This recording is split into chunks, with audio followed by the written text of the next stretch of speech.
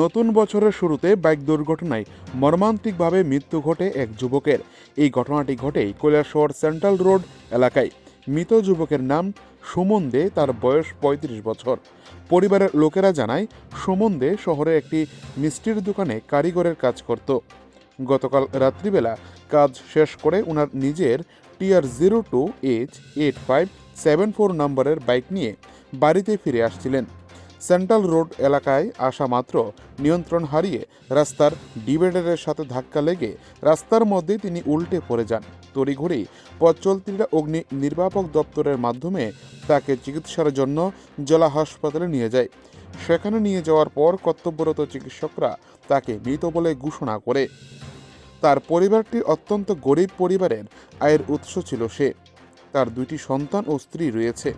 পরিবার সূত্রে আরও জানা যায়, সুমনদের পৈতৃক বাড়ি ভাগ্যপুর এলাকায়, কিন্তু বৈবাহিক সূত্রে সে গোপালনগর এলাকায় বসবাস করত।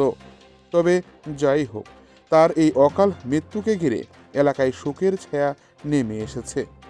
কৈলাসহর থেকে নিজস্ব প্রতিনিধির রিপোর্ট, টিভি 100 বাংলা। কেমনে হয়েছে ঘটনা? এই দিক থেকে বাইকটা ফুল স্পিডে আসলো, আবার লগে লগে এখানে বোধহয় একটু ব্রেক ধরতে উল্টে গিয়া পড়ছে।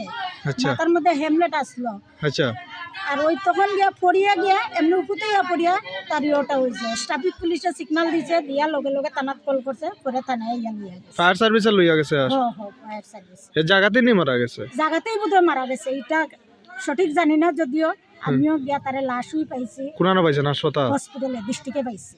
আপনার কে হয়? আমার ছোট বোনের জামাই। আপন ছোট বোন? হ্যাঁ, আপন ছোট বোন। নাম কি তার? সুমন দেয় সুমন দেয় দে। দেয় বয়স কত হইব? বয়স 35। 35। ছেলে মেয়ে আছে নি তার? হ্যাঁ, 2টা মেয়ে আছে। আচ্ছা, কি করতো সে? সে দোকানে কর্মচারী করে। কি আইবার পথে নি ঘটনা হয়েছিল? হ্যাঁ, আবার বাইকটা তার নিজস্বই আছে? নিজস্ব বাইক। অন বডি হই তার? Body hospital. আচ্ছা আচ্ছা আচ্ছা। এটা কোন জায়গা? তার বাড়ি বাড়িটা কখন গোপালনগর। তো তার নিজের বাড়ি?